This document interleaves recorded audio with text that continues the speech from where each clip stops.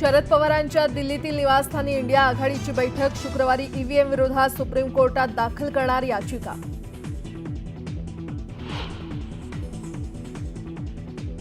ईव्हीएमवर शंका उपस्थित करणाऱ्या विरोधकांच्या दाव्याची हवा आयोगानं काढली। नवी आकडेवारी जाहीर करत कोणतीही गडबड झाल्याची शक्यता लावली फेटाळून।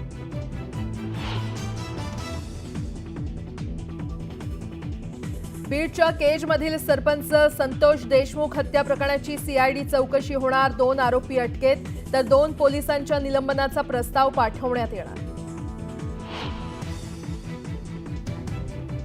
आमदार योगेश टिळेकरांचे मामा सतीश वाघ यांच्या हत्या प्रकरणी पुणे पोलिसांकडून 2 जण ताब्यात। हत्येचा उलगडा होण्याची शक्यता।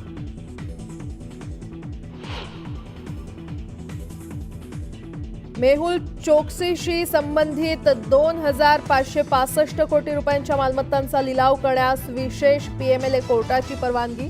मुंबईतील अनेक सदनिकांचा समावेश।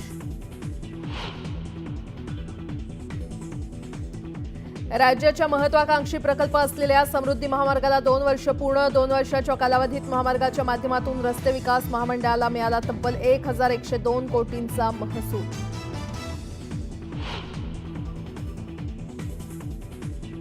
पुढील 5 दिवसात महाराष्ट्रातील तापमानात आणखी घट होणार। उत्तर महाराष्ट्रातील अनेक जिल्ह्यातील तापमान 10 डिग्रीच्या खाली।